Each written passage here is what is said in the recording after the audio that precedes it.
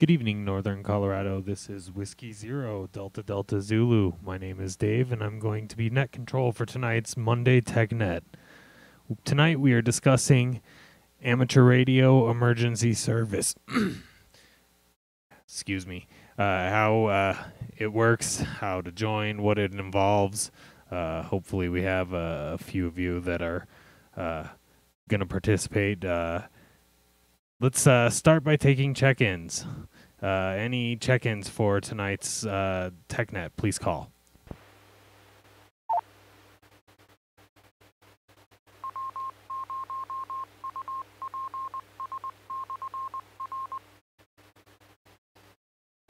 Kilo Zero, Romeo, X-Ray, Foxtrot, Randy in Fort Collins. Kilo Delta Zero, Tango Yankee Uniform, Joe in Loveland.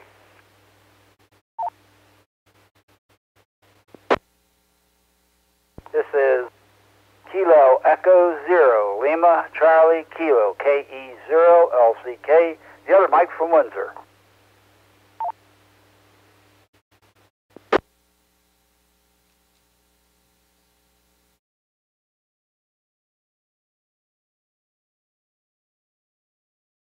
This is AE0BQ, Alpha Echo Zero Bravo, Quebec, Daryl in Longmont.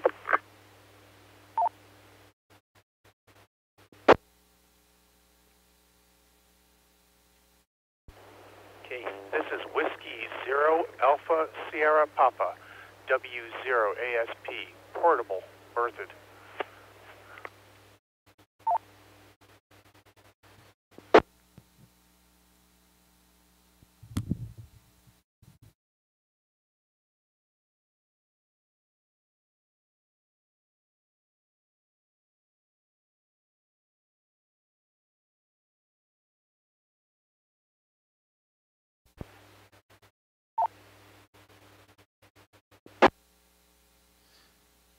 Okay, I got K0RXF Randy, KD0TYU Joe, KE0LCK Mike, AE0BQ Daryl, and W0ASP Terry.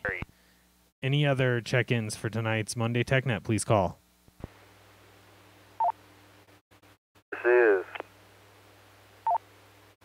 A1DEG, Kilo 1, Delta Echo Golf, Mike in Plantville.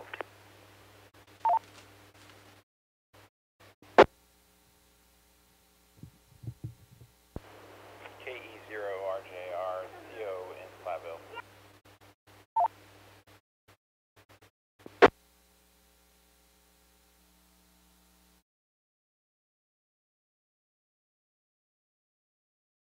Okay, I got K1DEG Mike and I think it was KE0RJR Leo.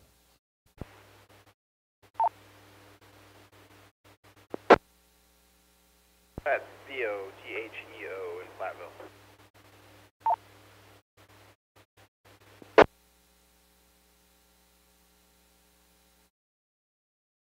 I'm sorry, give me that one more time. You're a little noisy.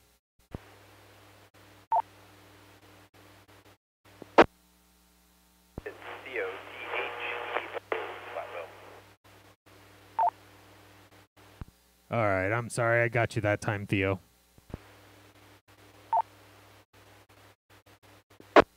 Any other check-ins, please call.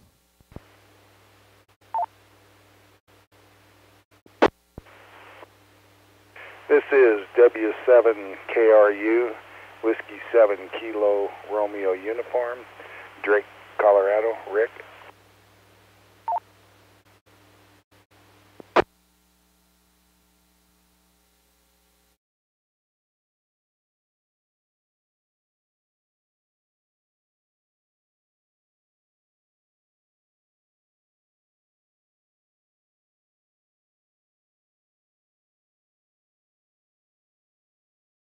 Okay.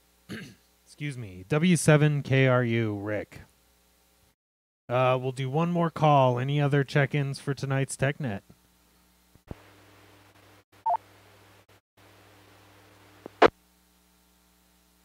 November 0, Whiskey, India, Quebec, Carrie in Loveland.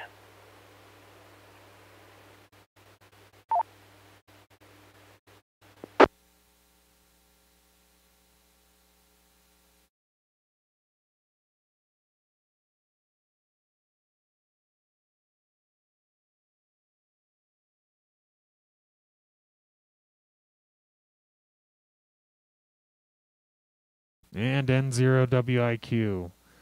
So as I said, we're going to be talking about ARES tonight. And in our region, this covers Larimer and Weld counties. It's Region 3, District 2.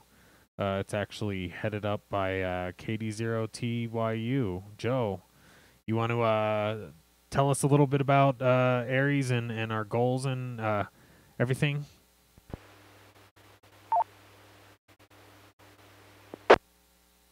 Well, thank you for taking the net. I do appreciate this, and I'm going to keep this as informal as possible. I can read you what's in the book, but let me tell you what's in my heart about this thing. We are here to serve people in need. We have served agencies that we work, and we pretty much kind of bend over backwards for those people. We have a very good group of individuals who are directors and also AECs and people in the field. I have never seen a bunch of people that work so hard for so little in my life. I'll let this drop.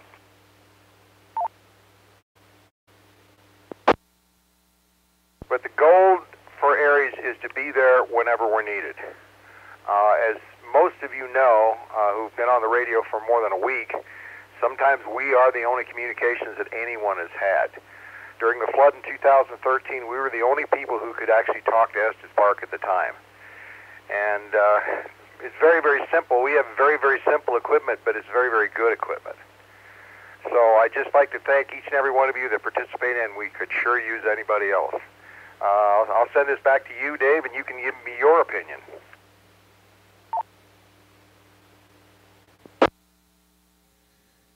Yeah, I would agree. I would say that we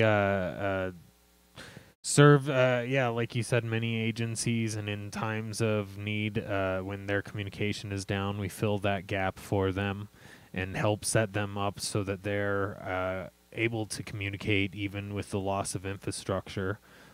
We work with those agencies to train for those problems and get ready for when that time happens, like the flood that happened a few years ago. ARES was able to deploy and help fill that role in communications. Some other areas that we take a part in is in severe weather, which we're just coming off of the severe weather season, and we've had the net before then, but we also, Skywarn is a part of ARES, and why don't we have Mike, KE0LCK, tell us a little bit about that?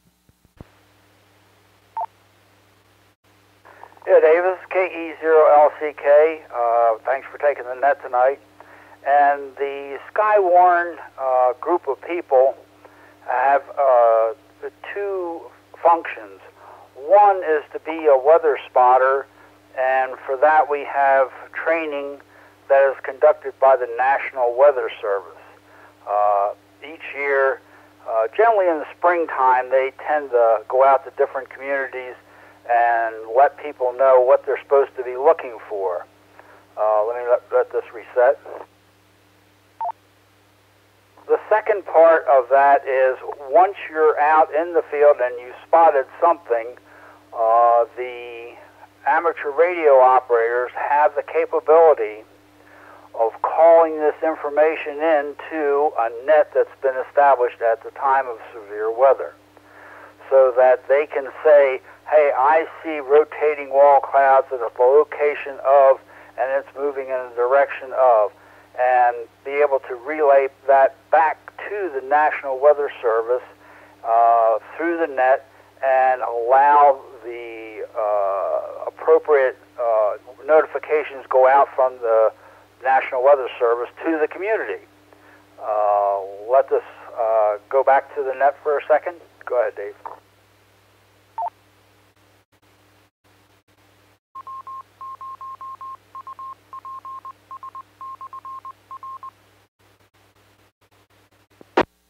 This is Whiskey Zero Delta Delta Zulu for the Northern Colorado Amateur Radio Club Monday Tech Net.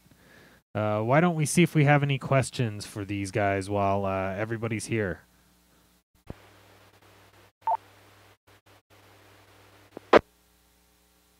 Zero WIQ, I have a suggestion.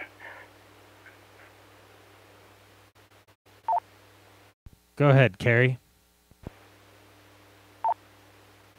Well, the acronym ARES stands for Amateur Radio Emergency Service. And I think that should be stated also, because that's the way people might understand it better.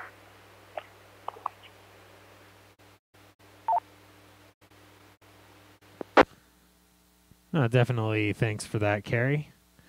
Any other questions or comments for the guys that are on the net? Please call. K0SOR, Mike. KE0SOR, go ahead. Yeah, the other night I was just looking and filling out some information for ARES, and I can't find where and when a class is going to be held.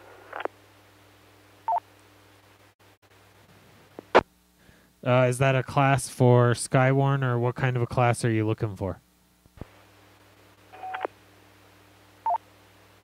My understanding there was a class, or maybe it's just the paperwork I need to get a hold of to join. Are you in Larimer and Weld County, or Larimer or Weld County? Excuse me. I am. I'm just north of Wellington. Yeah, perfect. So if you go to Colorado ARES R3D2.org, that's Charlie Oscar, Lima Oscar, Romeo Alpha, Delta Oscar, Alpha Romeo, Echo Sierra, Romeo 3, Delta 2.org. Then you'll see the Join R3D2 on the right-hand side of the menu. And then there is a registration form. You get that filled out and just give it to one of either Joe or myself. We get you in, or you can email that to admin at that same domain, Colorado ARES R3D2.org. And we can get the ball rolling there.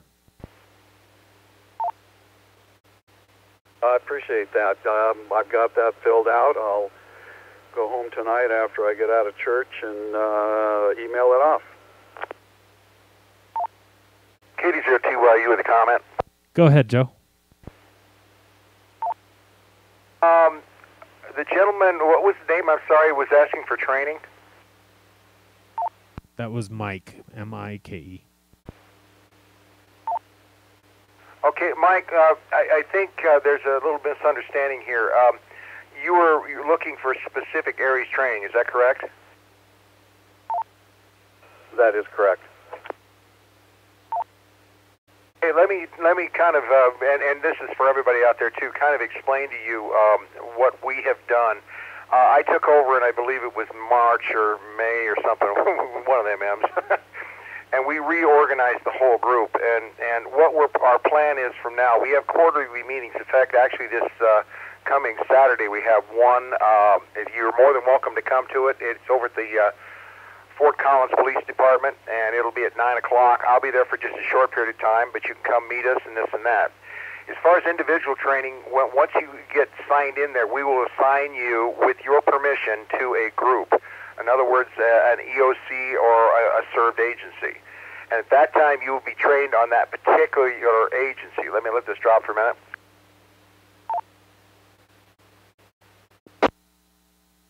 We do have our general generic training on a quarterly basis, and our next one, of course, after this one will be sometime in December. And after that is done, then you will be working with an individual place where myself and whoever that director is have come up with a program on what they really want for that particular served agency. So does that help out a little bit? Great information. I'll plan on being there Saturday, police services, 9 a.m.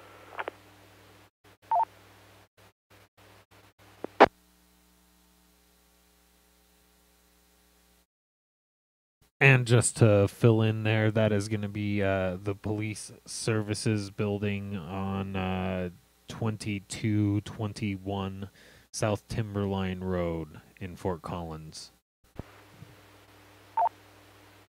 Yeah, that's just down the street from my church where I'm at right now.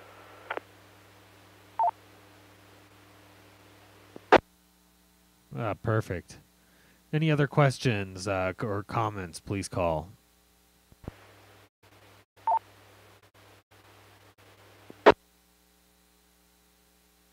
Dave, what kind of license do you need? Like techs or generals? KE0RXF. Hey, Randy, great question. We actually use all levels. Techs are definitely useful. Most of our communication, for example, Estes Park, when they've had problems before, have been able to get into the repeaters down here, and we use that to relay a lot of communication. So technician is more than fine, and everything higher helps, because in some situations we do need long-range traffic. So, yeah, that's a great question.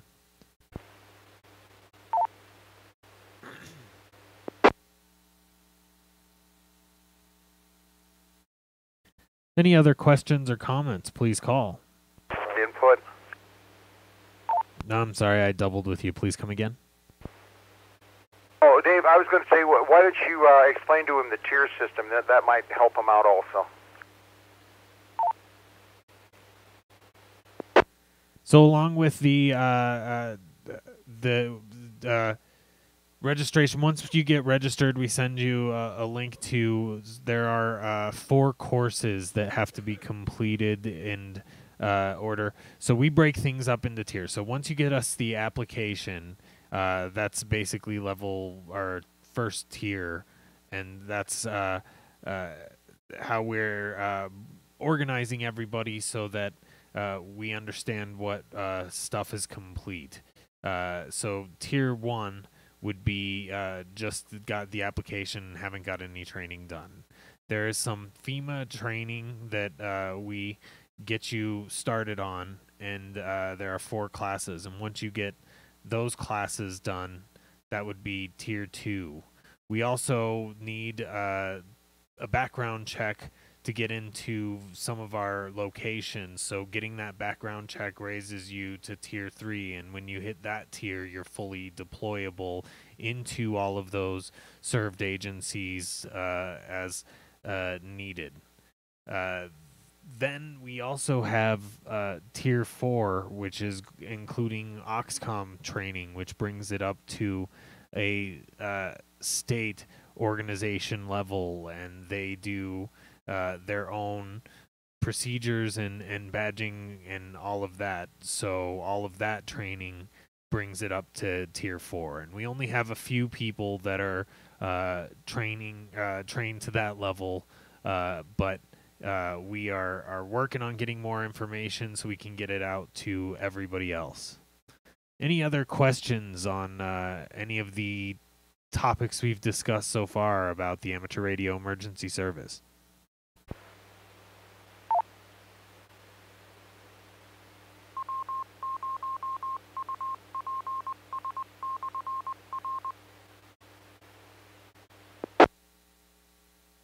Dave, is it ICS training, Incident Command System type of training? Yeah, there are 4 courses that we need. It's ICS 100, 200, 700, and 800.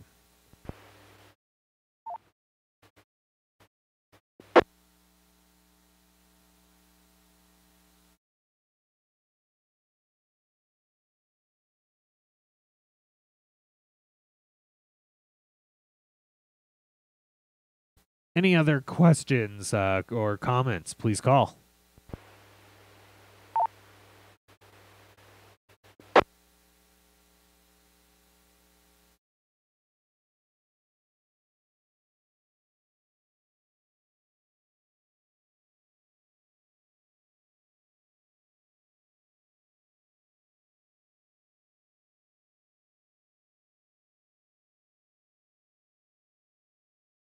KD02YU. Yeah, go ahead, Joe.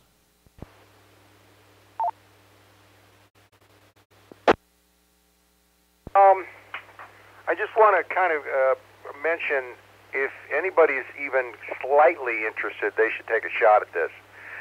You do not have to, and I repeat this over and over again, do not have to worry about your radio skills or any of this other stuff.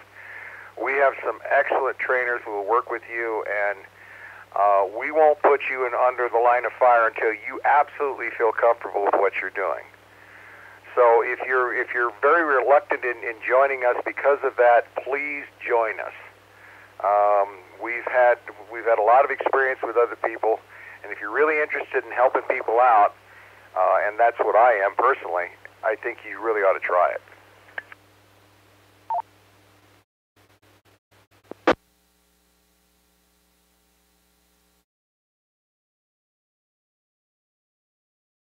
Yeah, thanks for that, Joe. Any other questions so far?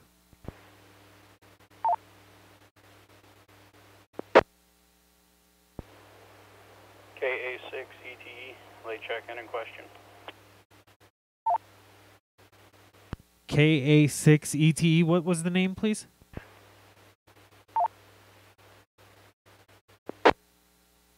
I'm Jim from Loveland.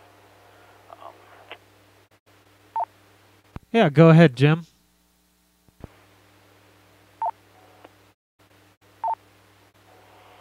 Yeah, I've been considering looking at different documents while joining the ARES program. I'm involved with other nonprofit organizations. I help with the search and rescue team in that. I already have my ICS 100, 200, 700, 800, and actually taking the ICS 300 for the search and rescue purposes in December. As far as the application, I didn't catch where to, was that on the ARES Region 3 District 2 site that I can get the application to email it in? Yeah, that is correct. If you go to the Colorado ARES R3D2.org, and then on the very right-hand side of that menu, there's Join R3D2. And then there is a link on that page for the application. If you just fill that out and send that in to admin@Colorado ARES R3D2, we'll get the ball rolling. You should also have the certificates from the ICS trainings that you have. If you want to send those to that email also, and those can get put in the database as well. Yeah, we would love to have you involved in that.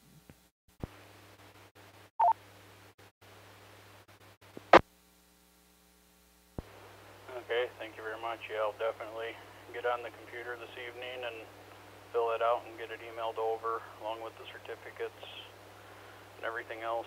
I mean, from what I've been able to catch listening from the other room was on a phone call. Sounds like I'm close to almost having everything completed as far as a lot of the training. Yeah, it certainly does. Yeah, get those in, and we'd also encourage you to come to the Police Services building and meet us face-to-face on the 22nd. That's at 9 a.m., right, Joe?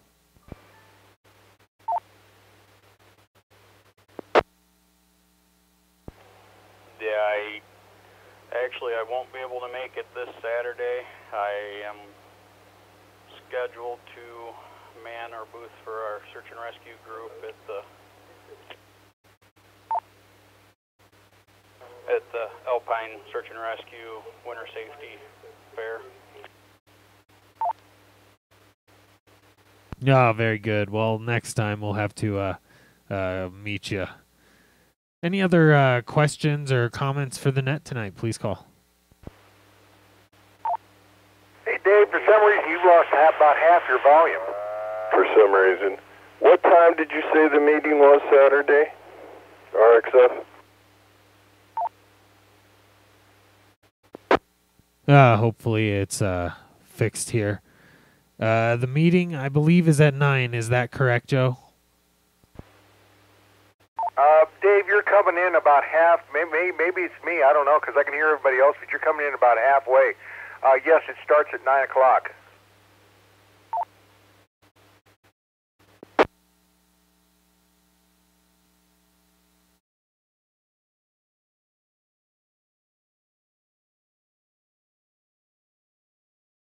This Saturday, Roger?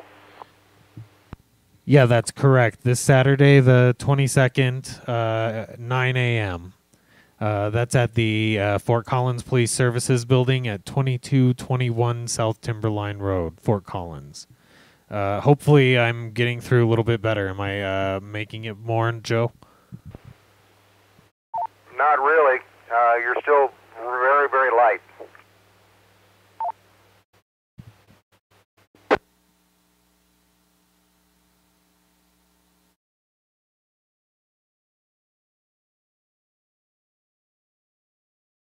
Hey, Dave, reseat your RJ11 microphone jack, W0ASP.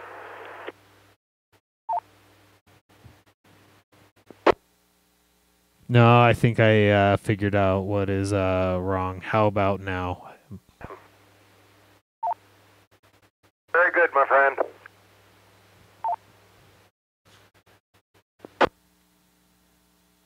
Yeah, I'm sorry about that, and the cat hit a button on the radio here.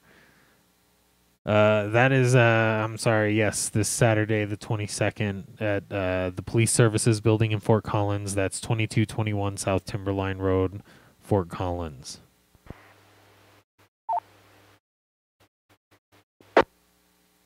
LCK. Yeah, go ahead, Mike. Yes, KE0LCK. Even if you can't make the live presentation, generally we get the slideshow, or if there happens to be a video, we might get that up.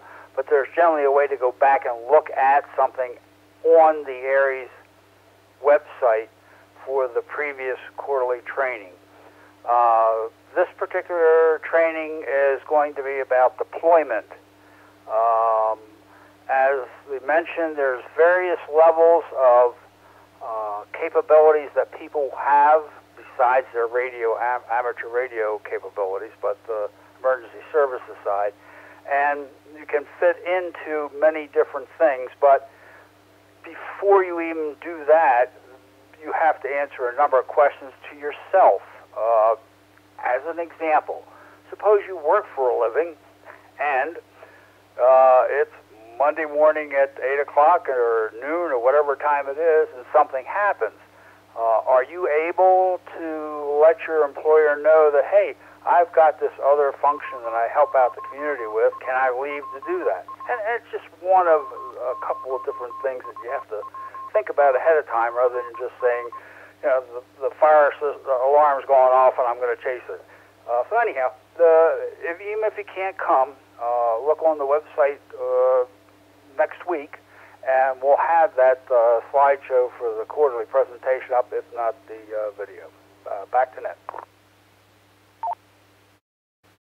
Yeah, thanks for that, Mike. I would agree that that is a true consideration, and another reason why we try to build up as many people in the database as we can, so that you know, if one person can't, hopefully we are able to fill all of the needed spots for the period of time that it's needed until infrastructure can be restored or the communication lines can be brought back.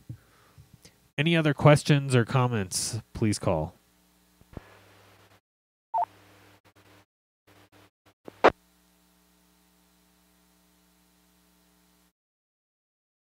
W0ASP with a question.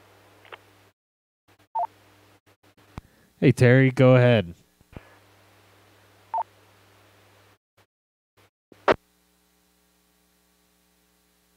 Well, sometimes a little storytelling can be helpful, and it has been 5 years since the major flood that happened this month in September, 5 years ago. Are there any examples that people on the air can give where ARES was participating in that disaster situation.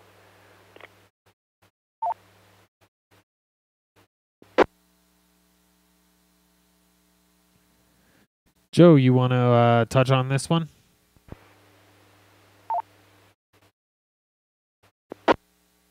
Yeah, Terry, I can. We were the only ones. When I got into it, I got in on actually. Well, let's start out from the beginning.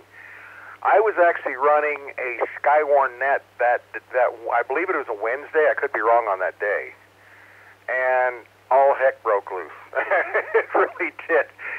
So I sent guys out in there were guys out in the field, and I remember Aaron telling me when he got over there by the dam store, hey, this water is pretty high, you better let somebody know. So we had reports, and this was actually an ARES function, I guess you could say, because it was part of the Skywarn thing. I'm going to let this drop.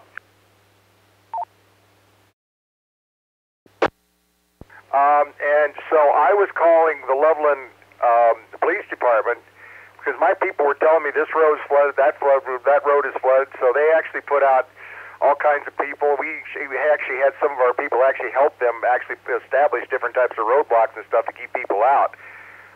So that's one of many things that actually happened to me that day.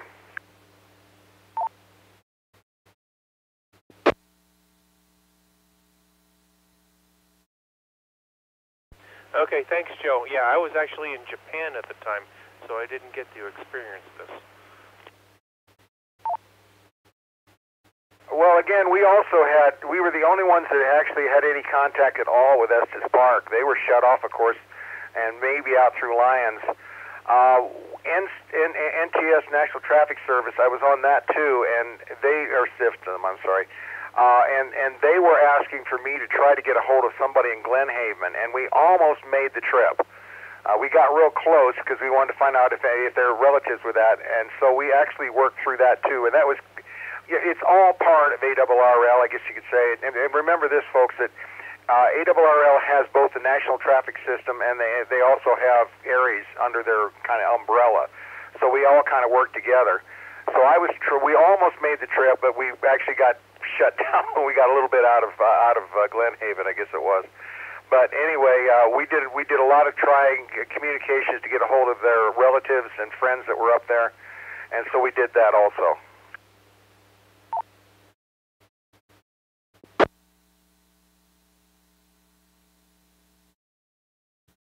Thanks for that, Joe.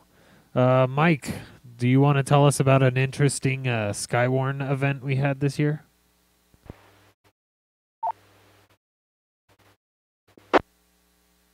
K0LCK. Yeah, there was a couple of times that it got very interesting from both a net control standpoint, where we have operators that are good at controlling a net, but haven't had that much experience in actually spotting storms, and it can get very hectic, and it's very helpful to have someone assist in that function, where if someone calls in a location and a type of, cloud formation or tornado, funnel cloud, whatever it is coming along, you can have an assistant call into the National Weather Service and report that while you are tracking the people that are still out in the field. I'll let this reset. So it can get very hectic because as net control, at one point you're trying to make sure that everybody's safe that's out there spotting for you. You're trying to keep them out of the way of oncoming storms by looking at the radar, and yet at the same time you have to be able to relay this information to the National Weather Service. So we had a couple this year where it was multiple cells coming through at the same time. One more reset. From a spotting standpoint, personally, I wasn't able to get out as much as I had hoped for because obviously it's a opportunity type thing. The storm comes up, it's rolling through, you have to be out in front of it or you're seeing the backside of a lot of rain. And I was fortunate enough one time to get out onto Colorado 14 going east, and it's a nice hard road. It goes straight. You can go fast within the speed limit. And I was out in between two red boxes. Red boxes indicate tornado warnings. And I sat there looking to my left and looking to the right and just hoping that they were accurate enough that on the radar so that I wasn't going to get pushed out of the way. One more reset and I'll let it go. So as I'm sitting there, I'm looking to the left and right. One of the things as a spotter you always want to have is an exit route. While generally I can pick two directions and go, but this particular time my left or east or west was down Colorado 14. My right was east down Colorado 14. And my only other choice is dirt road north. And it was going to get a little hairy. Fortunately enough, the one behind, one was slightly behind the other in timing, so that we decided if we have to, we got to go left or west at the time. Anyhow, it can be very exciting, both from a net control standpoint and a spotting standpoint. Back to that.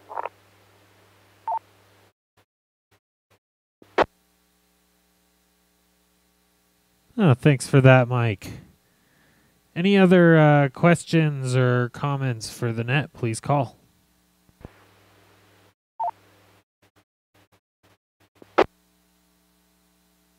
IQ, the comment about weather spotting.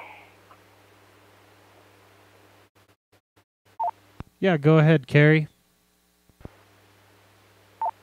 One thing a weather spotter has to be aware of is every once in a while you should have to look up to see if he might be under something instead of just beside something. So I just thought I'd add that comment.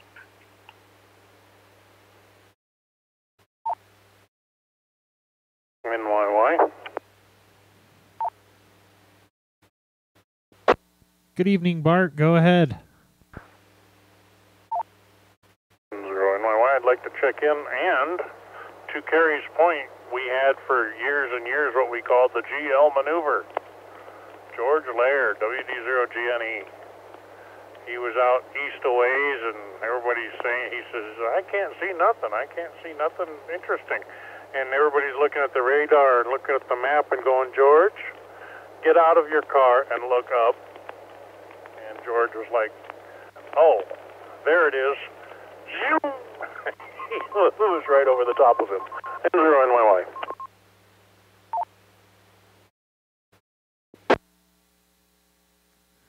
Yes, that is the way it can be. You definitely have to look up sometimes. And we also do try to have enough people out there that we can see each other and warn each other to get out of the way when necessary and keep everybody's eyes open.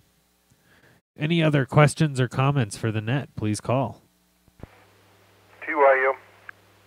Go ahead, Joe.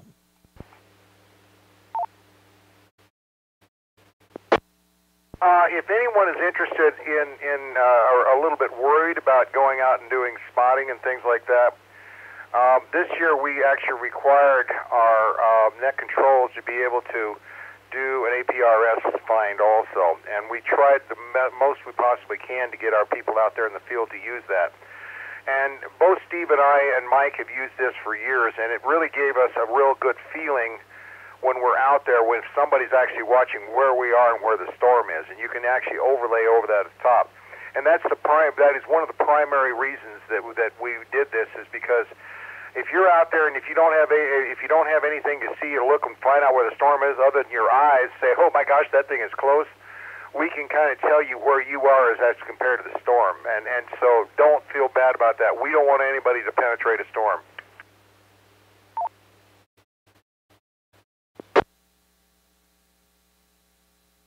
Yes, that is a good point. We are watchers, not chasers. Any other questions for the net, please call.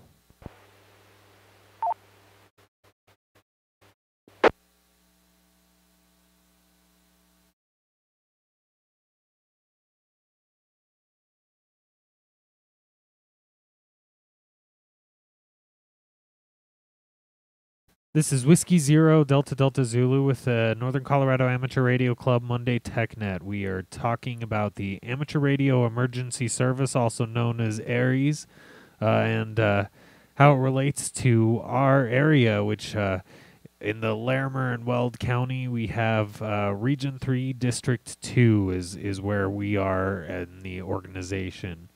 And we have the Joe here with us, KD0TYU, who is the emergency coordinator, and I am the admin AEC, or assistant emergency coordinator for him. So we definitely can help answer any questions that you may have. If anybody does have any questions, please call.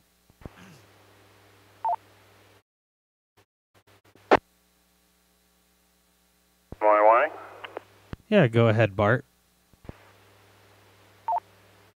Over years past, and with different groups, there have been different rules concerning non-trained spotters.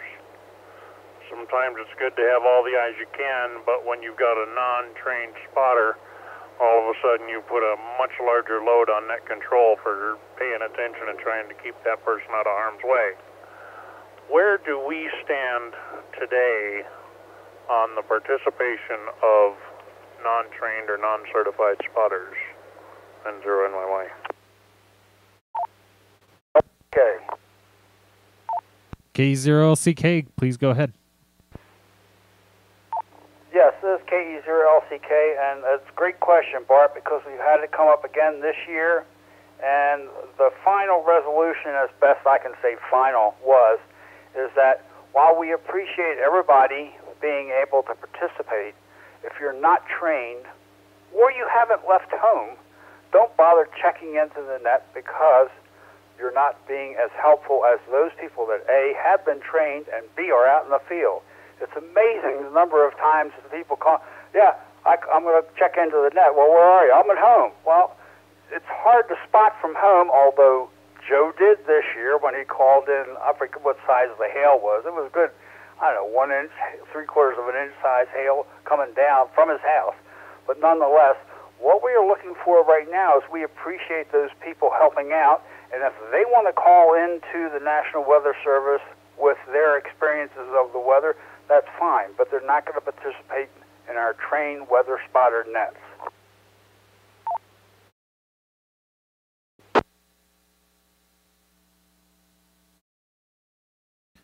Well, and really, I'd like to say that this stems from the National Weather Service, who has actually conducts the trainings, and as we're relaying information into the National Weather Service, they have a portion where they're asking where the information is coming from, and like, for example, the police can also tell the National Service what they see, but in that portion they're looking for, whether it was part of like an emergency service group like the police, or if it was from a trained weather spotter. So yes, we really do want the training to be done. It's a free class that gets offered. Usually it's at the police services building, same place as our ARES training is. So, yeah. Does that answer your question, Bart?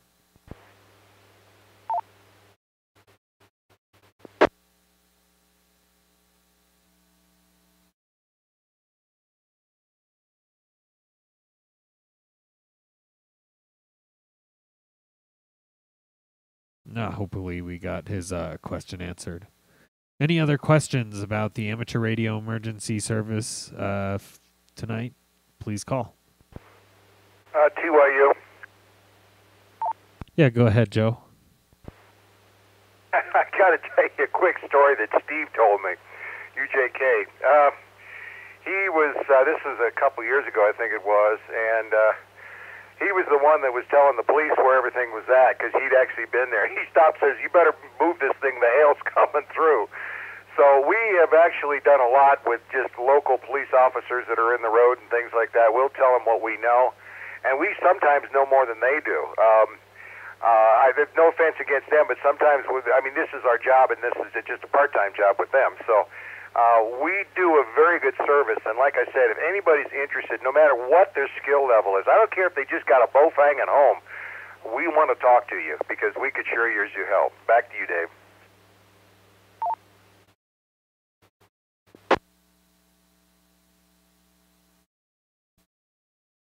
Thanks for that, Joe. Any other questions, please call.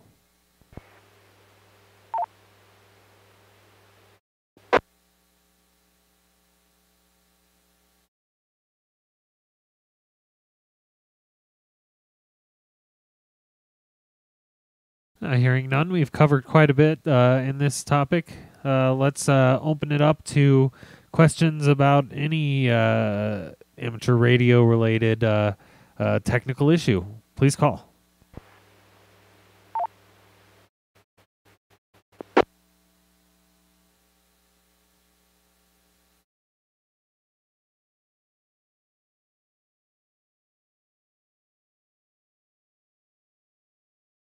I guess I've got a question. It's more on the economic side, but it has to do with radios. Yeah, go ahead, Joe. Yeah, I mean, Trump just put in $200 billion worth of tariffs on the Chinese stuff. Does anybody know if this covers some of those TYT and Bofang radios?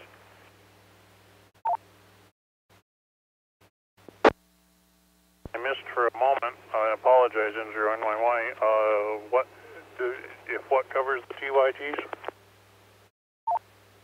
Well, Trump just came up with another $2 billion for the Chinese to pay in tariffs, and I was just curious whether if the radios were part of that deal.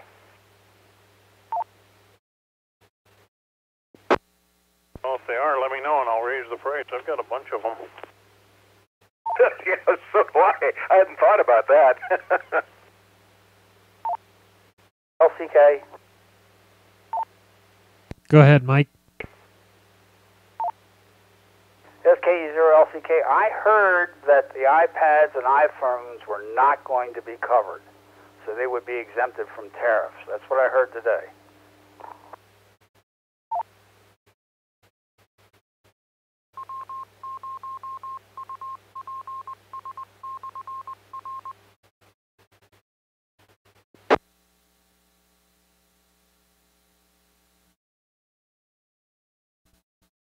Yeah, good questions. That's interesting. I guess we'll have to see it as it comes out. Any other questions about anything amateur radio related, or yeah, that's a pretty good question, Joe. I'm gonna have to dig into that.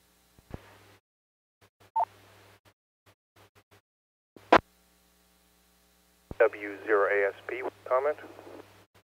Yeah, go ahead, Terry.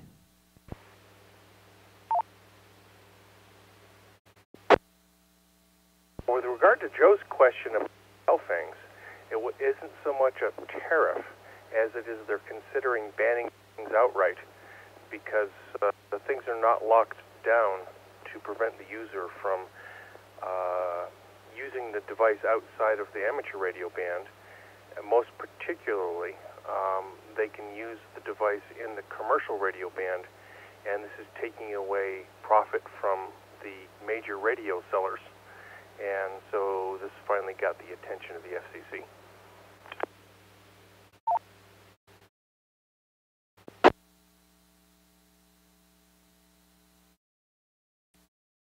Yeah, see, guys, you may be sitting on a gold mine and not even know it.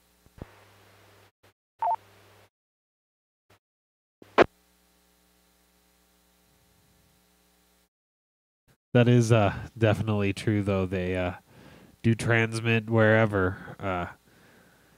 Good points by all of you.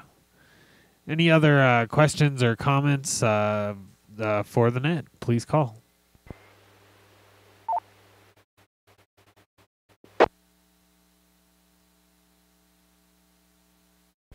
K7IRC. K7IRC, go ahead. Excuse me, I just popped in here late, so I haven't been able to be listening. So I'm not sure if there's a specific topic. Is it just wide open for any amateur radio related question? We started by discussing the amateur radio emergency service, but we have moved into open topic. If you have a question, go ahead.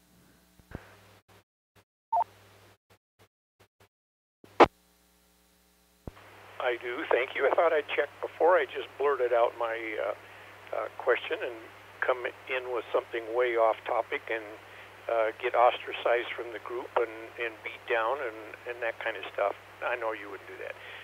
My question is, I'm kind of looking for and in need of a BCI filter for my HF rig. I've got a I've got an AM radio station relatively near to me. It's not really causing me a lot of grief and agony, but it does sometimes, especially like when I kick in the pre-selector amplifiers on the rig. It just kind of goes into splatter, splatter, splatter. Anybody have a good recommendation for a decent RFI or probably a high-pass filter that would work good for broadcast? I thought of just building a trap of some sort, but I'm also open to a commercial BCI filter of some sort. Any recommendations? Thanks.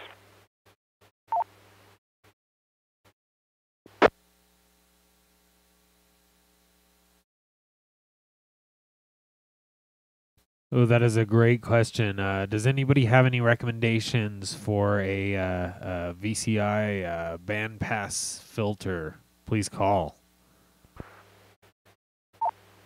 Actually, I'd prefer a high-pass filter.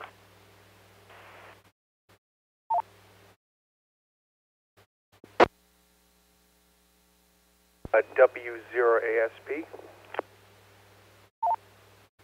Go ahead, Terry.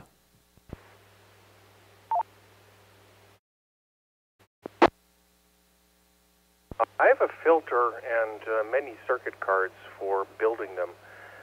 That is a high-pass filter with about a 1.8 megahertz cutoff that is specifically intended to cut off the broadcast band into HF receiver.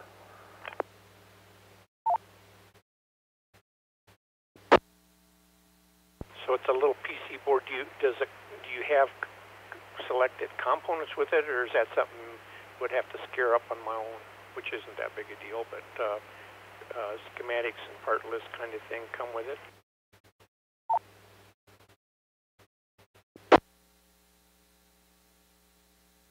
Well, I use it for my research at work, and I've got a box full of circuit cards and components, many versions. In fact, I've found that the surface mount version inductors saturate. If your IP3 performance, particularly in the MF band, are very, very high, then you need to use axial lead inductors. W0LEV.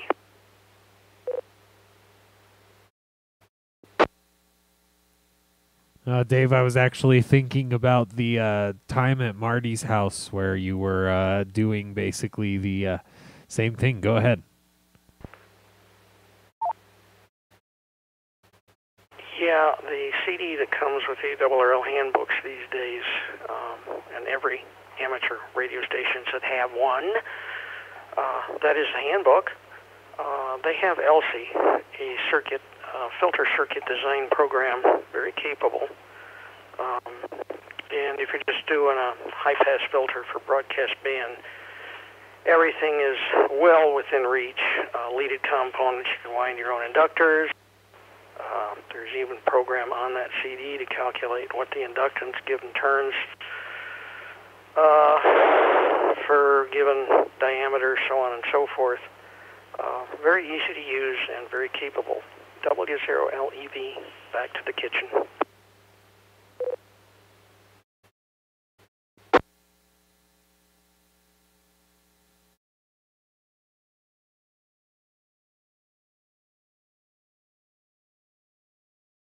Other than that, might check DX Engineering. I think they sell one, but I wouldn't swear by it. W0LEV.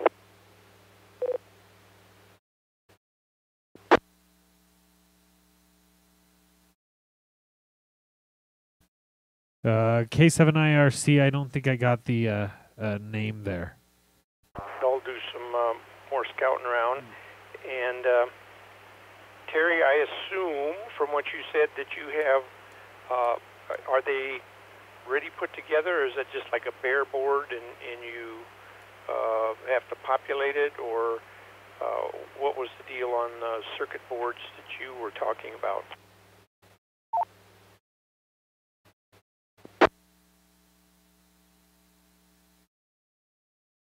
W0ASP. Yeah, I've got a rather large supply of circuit board designed for, I think it's 5-element filter. And quite frankly, you can put whatever components you want into it. And I've got a couple of them that are surface mount, and some a mix of surface mount and leaded components, and another one that's all leaded components. They're kind of sitting around here. You know, if you want one, and you're willing to come get it, and I can give you the components, the only thing that actually costs anything are the connectors, the SMA connectors.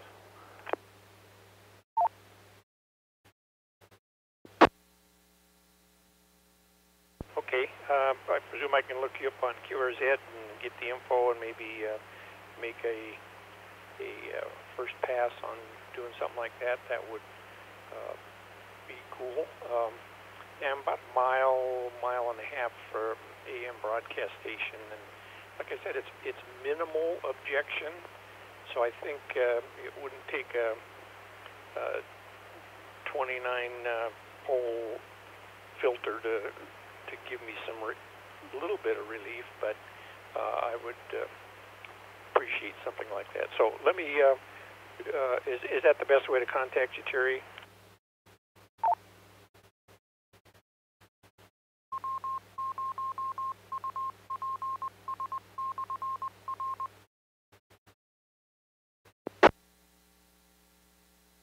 Correct. My QRZ for W0ASP is correct. Back to Okay, we'll be in contact. K7IRC, thank you very much, guys. I always appreciate it.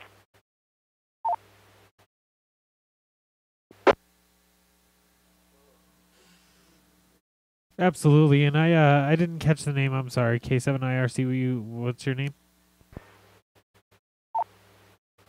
Name is Bill. Bill, as in Boston, Italy, Lima, Lima. Very good. I'm pretty sure I've heard you out there before. I've got to get that name remembered. Yeah, good question. Thanks. Any other questions for tonight's TechNet? Please call.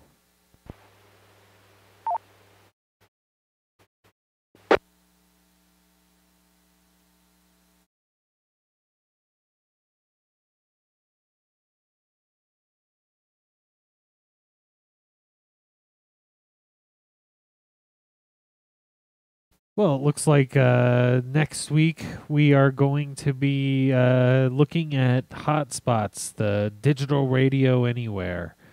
That is, Kevin should be back for that one, and back to the regular host of the TechNet.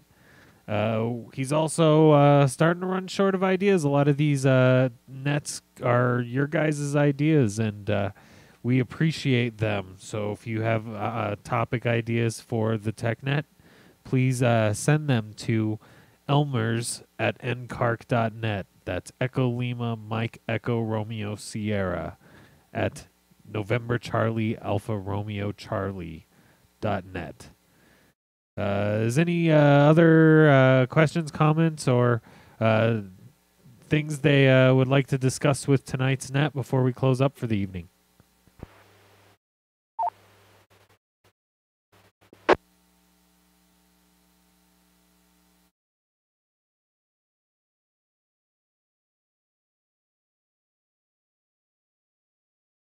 Hearing none, Net Control would like to thank everybody for their participation in tonight's net, and we hope to catch you again next Monday. This is Whiskey Zero Delta Delta Zulu for the Northern Colorado Amateur Radio Club TechNet. The repeater is now open for normal use. Everybody 73 and have a good evening. This presentation was brought to you by the Northern Colorado Amateur Radio Club. Thank you for watching, and don't forget to like and subscribe.